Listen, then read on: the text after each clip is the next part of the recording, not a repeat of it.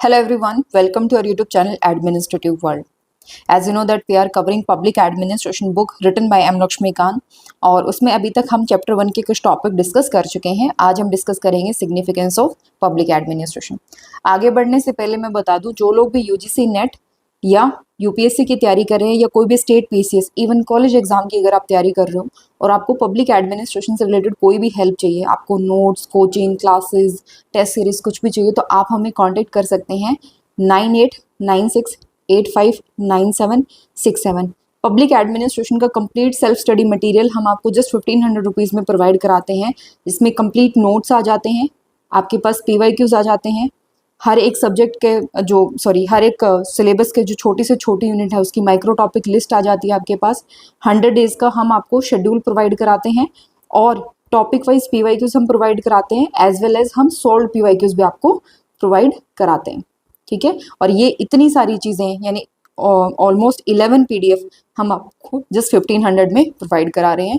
ये public administration for UGC NET as well as for UPSC काफ़ी important source आप लोगों के लिए है। तो इन्हीं नंबर पे आप हमें व्हाट्सएप कर सकते हैं या कॉल कर सकते हैं। चलिए बात करते हैं सिग्निफिकेंस ऑफ पब्लिक एडमिनिस्ट्रेशन की। देखो, सिग्निफिकेंस होती है किसी चीज़ का महत्व, किसी चीज़ की importance. And if we have to understand the significance of public administration, first we have to understand public administration as an activity और as a field of study. देखो, whenever we have to study public administration, तो we say okay public administration as a discipline, how important it is, why we have to study public administration, right? But we also have to understand the significance of public administration as an activity. And trust me, most of the scholar described the importance in terms of as an activity. So public administration आज के ज़माने में, आज की society में बहुत important है। आप सोच सकते हो बिना गवर्नमेंट के आप कोई भी काम कैसे कर पाओगे नॉर्मली। और पब्लिक एडमिनिस्ट्रेशन जो है वो सिर्फ मतलब गवर्नमेंट का एक इम्पॉर्टेंट ऑर्गन ही नहीं, ये हमारी डे टू डे लाइफ से भी बहुत ज़्यादा, मतलब हमारी डे टू डे लाइफ इससे बहुत ज़्यादा इन्फ्लुएंस होती है।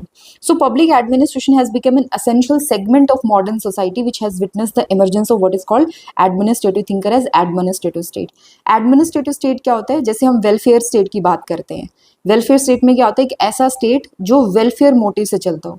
ठीक वैसे ही एडमिनिस्ट्रेटिव स्टेट, जिसमें स्टेट का जो सबसे डोमिनेंट पार्ट है वो उसका एडमिनिस्ट्रेशन होता है। बिकॉज अल्टीमेटली स्टेट डिसाइड करेगा, लेकिन उसको इम्प्लीमेंट कौन करेगा? इम्प्लीमेंट करने के लिए आपको एडमिनिस्ट्रेशन की जरूरत पड़ती है। इम्प्लीमेंटिंग एजेंसी आपका एडमिनिस्ट्रेशन है। आप कितनी ही अच्छी पॉलिसी बना लो, जब तक उसको अच्छे से इम्प्लीमेंट नहीं कर पाओगे क्या फायदा?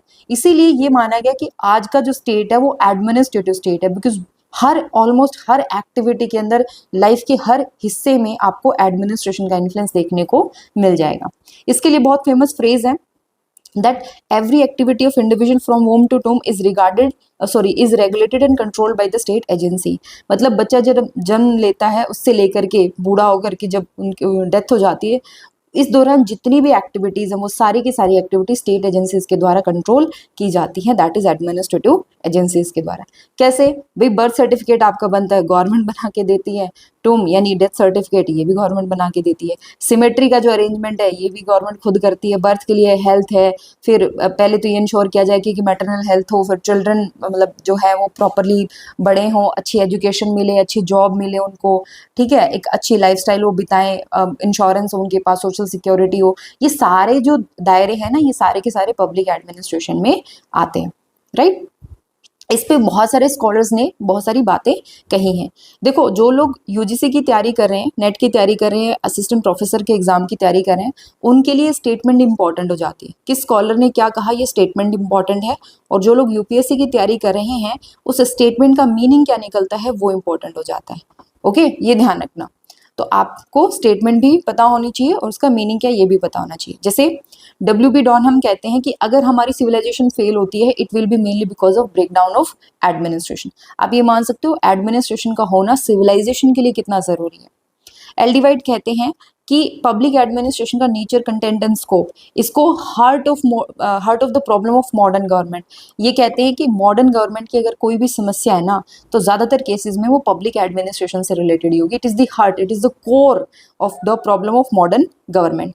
आगे वो कहते हैं there was a time when people expected nothing but operation from public authority. वो कहते हैं कि एक ऐसा समय था जब लोग कुछ भी एक्सपेक्ट नहीं करते थे, लेकिन बस उनका शोषण होता था पब्लिक अथॉरिटीज के द्वारा। Later they expected chiefly to let alone, now however they expect a wide variety of services and protection. फिर एक ऐसा दौर आता है जो वो कहते हैं कि नहीं, हमें सरकार से कुछ नहीं चाहिए, बस सरकार हमें अकेला रहने दे। अब हम सरकार से बहुत कुछ एक्सपेक्ट कर रहे हैं, हमें अच्छी जॉब सरकार प्रोवाइड कराए, हमें अच्छी एजुकेशन सरकार प्रोवाइड कराए। तो अब हमारी एक्सपेक्टेशन पब्लिक एडमिनिस्ट्रेशन से काफ़ी बढ़ चुकी है, ऐसा एल वाइट का कहना है। Then comes the Alexander Pope. वो कहते हैं for the forms of government let fools contest, whatever is administered best is the best. वो कहते हैं कि किस प्रकार की सरकार होनी चाहिए, डेमोक्रेसी हो, मोनार्की हो, कैसी हो, लेट द फूल्स कंटेस्ट, अब झगड़ा करने दो उनको, लेकिन जो अच्छा एडमिनिस्टर करेगा वही अच्छी फॉर्म ऑफ गवर्नमेंट मानी जाएगी। राम से मोयर कहते हैं while government may come and go, ministers may rise and fall, the administration of a country goes on forever, no revolution can change it and no upheavals can uproot it। वो कहते हैं कि political changes होते रहते हैं, कई सरकारें आएंगी जाएंगे, मिनिस्टर्स रहेंगे, नए बदले जाएंगे, लेकिन एडमिनिस्ट्रेशन एक अटल सत्य की तरह है, कोई रेवोल्यूशन इसको बदल नहीं सकती, कोई विद्रोह उसको चेंज नहीं कर सकता। हाँ, हो सकता है सत्ता बदल जाए, लोग बदल जाएं, लेकिन एडमिनिस्ट्रेशन वहाँ पे रहेगा। एडमंड बर्के कहते हैं कि you may constitute the government in the way you like it, but without the proper management your commonwealth is no better than a scheme on paper and not a living active effective constitution. वो कहते हैं कि आप कितनी अच्छी सरकार बना लो, लेकिन जब तक वो चीज़ आप रियल में इंप्लीमेंट नहीं करते हो, प्रॉपरली उसको मैनेज नहीं करते हो, तब तक वो क्या है, महज पेपर सरकार है। मतलब महज क्या है, ऑन पेपर बहुत अच्छा आइडिया आपने बना लिया। वो कहते हैं एडमिनिस्ट्रेशन हर जगह हर सिचुएशन में है, बिना एडमिनिस्ट्रेशन के कोई एग्जिस्टेंस नहीं है।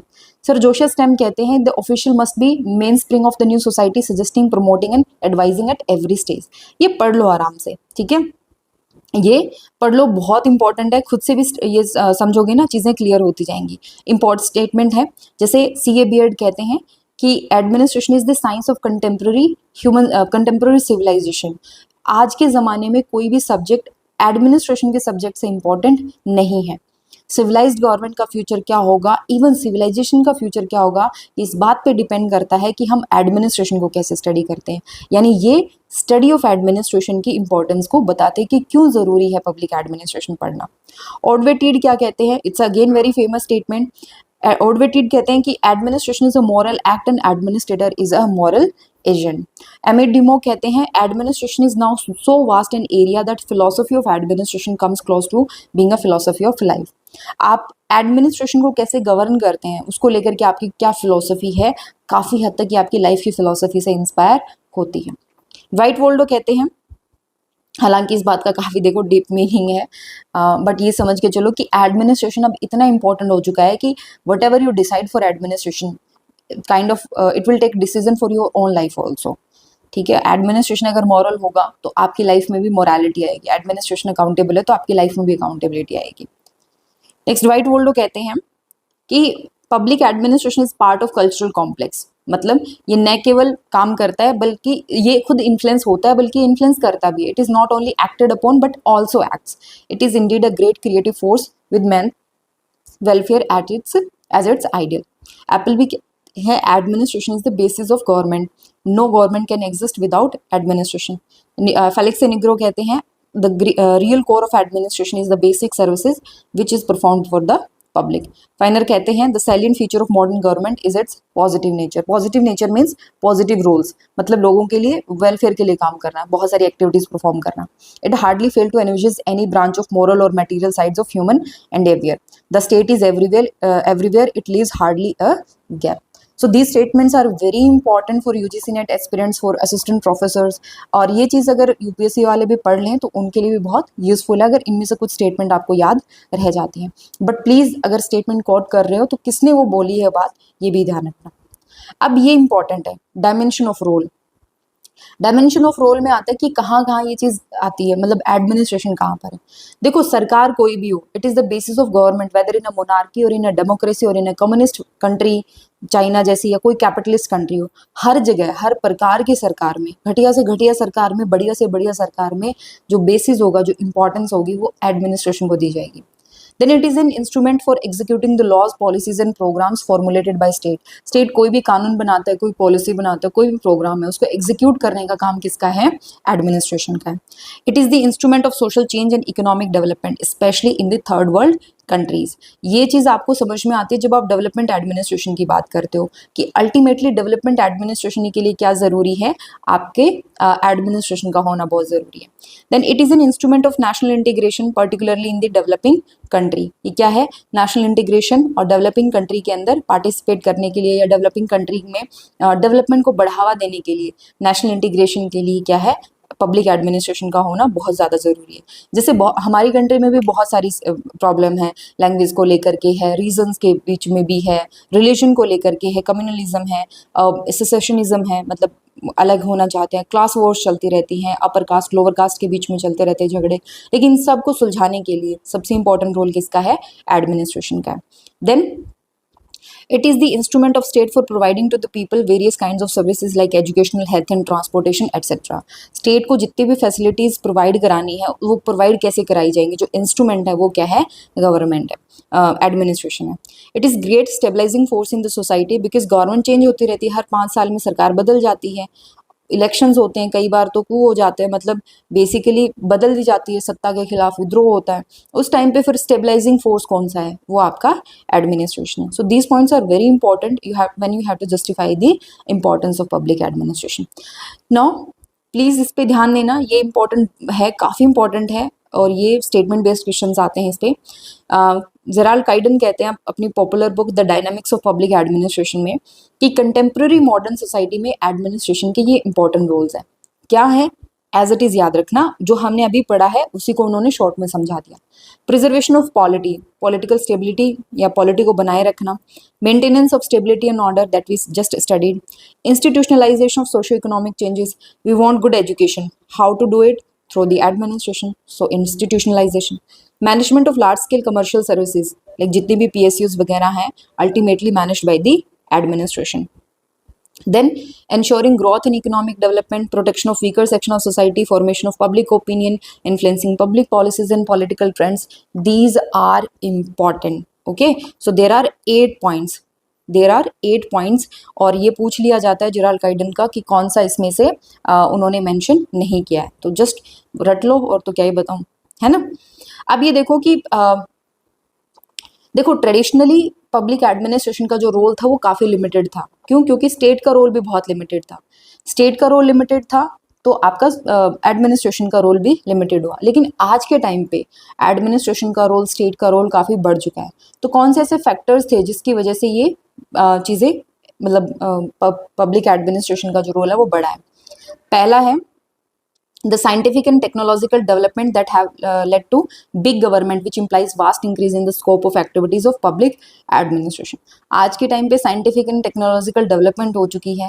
देन इंडस्ट्रियल रेवोल्यूशन, बिकॉज उस वजह से ऐसी सोशियो इकोनॉमिक प्रॉब्लम आई ना जिस वजह से सरकार को नई रिस्पॉन्सिबिलिटी लेनी पड़ी। जैसे फॉर एग्जांपल इंडस्ट्रियल रेवोल्यूशन के साथ में अर्बनाइजेशन भी बढ़ा, तो अर्बनाइजेशन की प्रॉब्लम को डील करने के लिए फिर स्टेट को नई रिस्पॉन्सिबिलिटी लेनी पड़ी।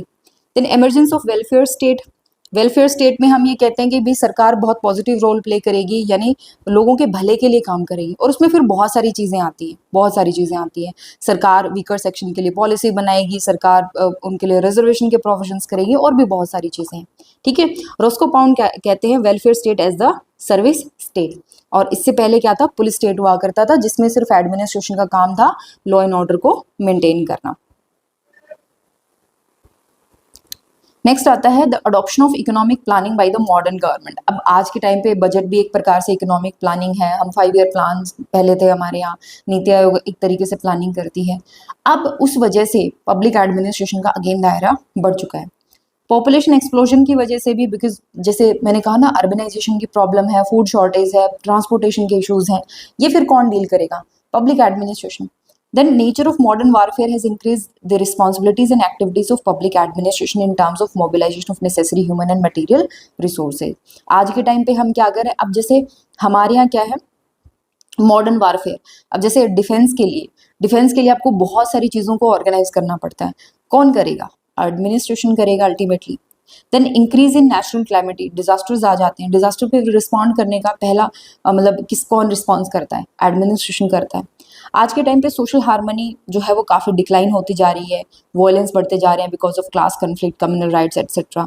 तो इस दौरान भी पब्लिक एडमिनिस्ट्रेशन की इंपॉर्टेंस बढ़ जाती है in terms of crisis management. तो ये सारी चीज़ें जो बताती हैं कि पिछले कुछ सालों में, पिछले पिछले सदी में आप कह सकते हो, 19वीं और 20वीं सदी में और 21वीं सदी में पब्लिक एडमिनिस्ट्रेशन का ये जो रोल है वो इतना सडनली इंक्रीज हुआ है, उसके पीछे कुछ इंपॉर्टेंट रीजन रहे हैं।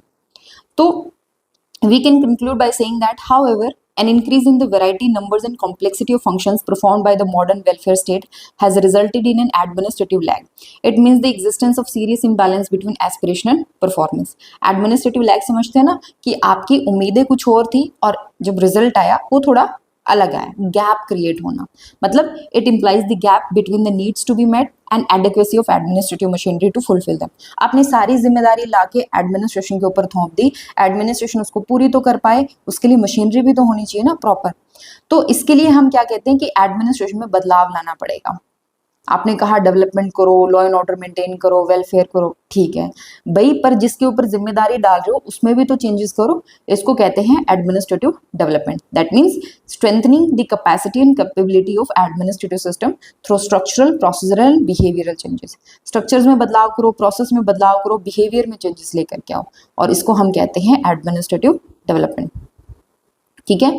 अब पिछले कुछ टाइम से प्राइवेटाइजेशन का भी एक ट्रेंड आ रहा है, इस वजह से भी स्टेट का जो रोल है वो काफ़ी डिक्रीज भी हुआ है, या हम ये कह सकते हैं कि काफ़ी चेंज हुआ है, not decrease exactly but change हुआ है। Okay, so this is all about the significance of public administration as mention by the public administration by M Laxmikanth. कल हम फर्दर फिर evolution and status of discipline के बारे में बात करेंगे। कोई डाउट हो do let me know, and to buy our notes, public administration the best notes हैं, कोर्सेज स्टार्ट हो चुके हैं 2025-2026 के लिए। फर्दर आप जब भी ये वीडियो देख रहे हो, साल 2 साल जब भी आप देख रहे हो, तभी मैं बता दूं कि आपको पब्लिक एडमिनिस्ट्रेशन से रिलेटेड काफ़ी अच्छे कोर्सेज आपको मिल जाएंगे। अभी हमारा 2026 के लिए कोर्स चल रहा है, ठीक है, लाइव क्लासेस वगैरह सब सारे फीचर्स इंक्लूड करे गए हैं। डिटेल्स के लिए आप हमें कॉन्टेक्ट कर सकते हैं 9896859767। एंड सबसे पहले तो नोट्स बाय करिए, बहुत ज़रूरी हैं यूजीसी नेट के लिए भी और यूपीएससी के लिए। जो लोग यूजीसी नेट की तैयारी कर रहे हैं उनको मैं बता दूं कि अभी हम एक पूरा कोर्स लेके आ रहे हैं यूजीसी नेट का, क्लासेस ऑलमोस्ट स्टार्ट हो चुकी हैं, जिसमें हम पीवाईक्यूज डिस्कस कर रहे हैं, आपका सिलेबस वगैरह ये सारी चीज़ें डिस्कस की जा रही हैं। ठीक है, सिलेबस के अलावा जो स्टडी मटीरियल है ये आपको प्रोवाइड किया जाएगा, एंड मैराथन सेशन भी उसमें आने वाले हैं। इस सैटरडे से मैराथन सेशन जो है वो स्टार्ट हो रहे हैं। तो यूजीसी नेट के लिए अगर आपको एनरोल करना है, बहुत ही मिनिमम प्राइस में रखा गया, अंडर 5000 रुपीज़ आपको ये चीज़ें अवेलेबल हो रही हैं। तो आप हमें कांटेक्ट कर सकते हैं इस नंबर पे। ठीक है जी, चलिए कल मिलते हैं। Till then take care and thank you so much.